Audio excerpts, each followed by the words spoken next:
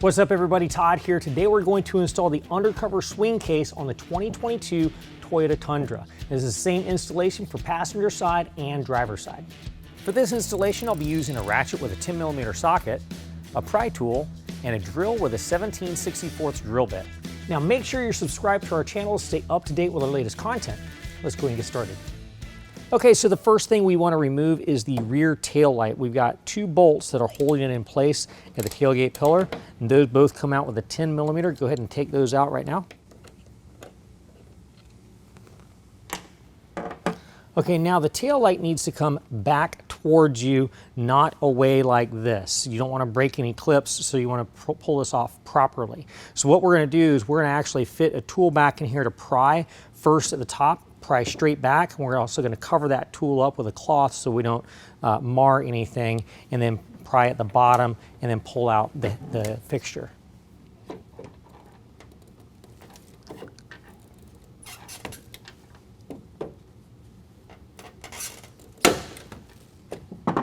All right, once those fasteners have popped loose, we can go ahead and pull it straight back. And then what I like to do is just kind of turn it sideways and hook it underneath this part and set it in place on top of the tailgate. Okay, now the last page of your instructions, you're going to find this template. I've already cut this template out with a pair of scissors. What we want to do is line it up to your tailgate pillar and make sure you get it really straight and then tape it into place. Now, you want to make sure you don't have it off, because even a little bit of movement in the angle will throw off the angle of the swing case. Just go ahead and line that up and tape it in place. Okay, now in your instructions, it's going to tell you go ahead and drill through these holes. What I like to recommend doing is actually take your physical bracket and line that up. Because it's really easy for a drill bit to kind of trail off a little bit, and you want these holes to be exactly where they need to be. So what we're going to do is I'm going to line up the bracket to the points where it's going to be drilled, and I'm going to tape that into position so that whenever we drill through, the holes are exactly lined up to the bracket. Okay, now I've already gone ahead and dimpled the holes where it's going to be going through the tape. Bracket is in place. We're going to go ahead and take a 17/64 drill bit and drill holes through all four of these locations. Now I've already got this moved out of the way, and looking back there, I can tell everything's clear, so I can go through there without hitting any kind of obstructions. But if you don't know what's going on there, or if you can't quite see, make sure this drill bit does not go past 1 inch in depth.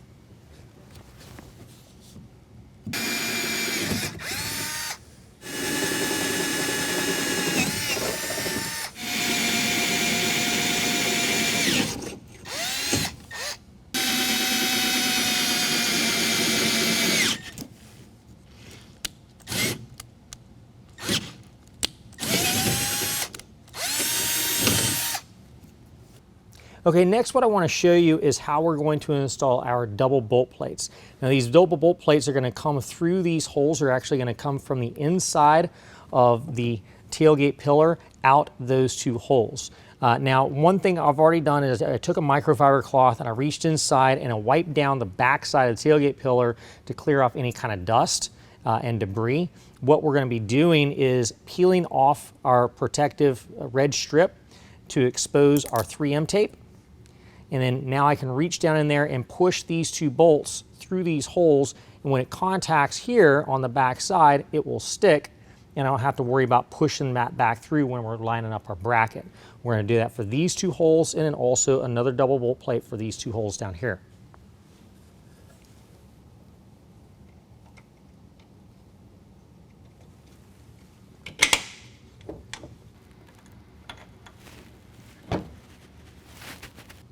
Okay, now we're going to go ahead and take our bracket, line it up to those bolts, and this is a very tight fit. So we want to get it all lined up before we try to push it on. And once it's in place, go ahead and get the black serrated flange nuts out of your kit and line them up onto our double bolt plates. We're going to tighten those down with a 10mm. Right, we're going to go ahead and snug these up. Do not over tighten these. We're just going to get them nice and snug. The actual torque spec is 90 inch-pounds.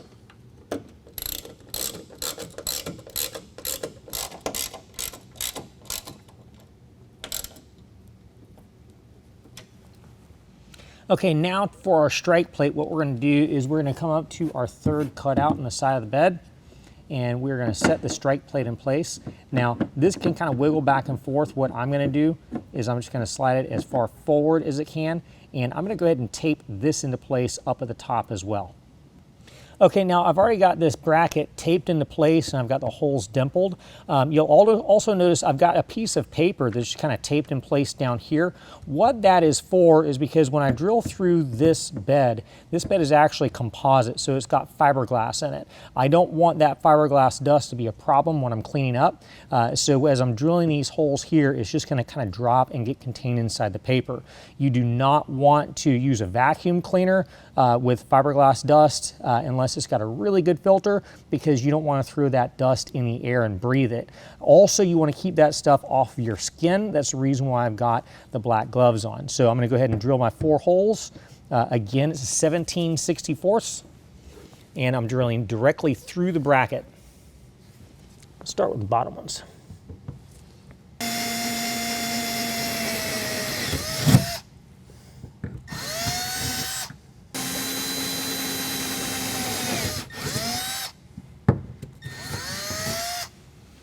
Again, just like in the front, I did take a look behind this area right here, and there aren't any obstructions.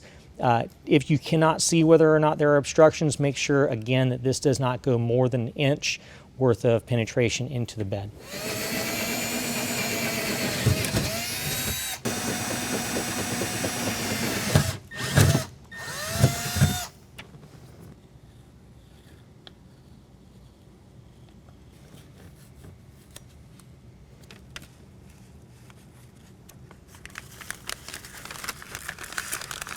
Okay, so I went ahead and wiped down this surface with a microfiber cloth. Then on the inside of the bed, I reached through the opening where the tail light is, and I wiped down the inside of the bed wall with that same microfiber. Then I just went ahead and threw that away because it's got fiberglass dust on it. Next, what I'm going to go ahead and do is the exact same thing as the front. I've got a couple of double bolt plates. We're going to peel off the 3M tape, run them through, and then attach our strike plate bracket.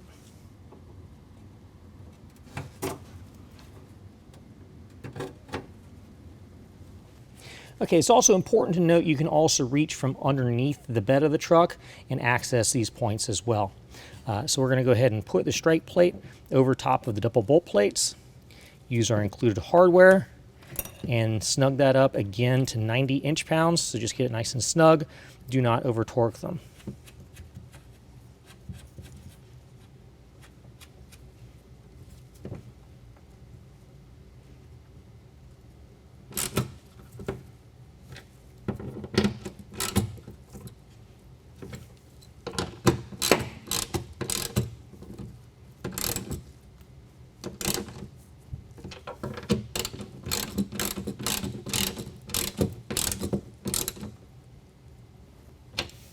All right, now we're going to go ahead and reinstall the factory taillight the same way it came off. Make sure you line up our fasteners first and then snap it into place, and then attach our 10mm head bolts after we've done that.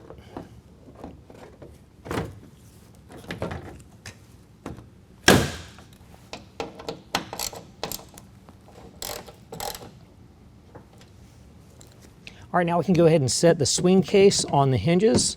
Once that's in place, we're going to take our lock, and the way that works is the top portion goes up into this little hook here, and then it seats down below, swings over, and then the keys that come with the swing case just turn 90 degrees and pull out, and now that's locked into place. The swing case cannot be pulled off. If you want to take the swing case off, just unlatch that with a key, pull it off, and then you can pull off the swing case. Now let's go ahead and make sure that our latch strike is set properly. Okay, now when we swing the case closed, this strike is going to line up to the strike catch. Now, this does have adjustability up and down, so first we're just going to test it and make sure this needs to be adjusted. Since it's latching perfectly, we're just going to open the swing case back up and tighten this down. Now, if this needs to be up, raised or lowered, we can do that and then tighten it down with a 10mm.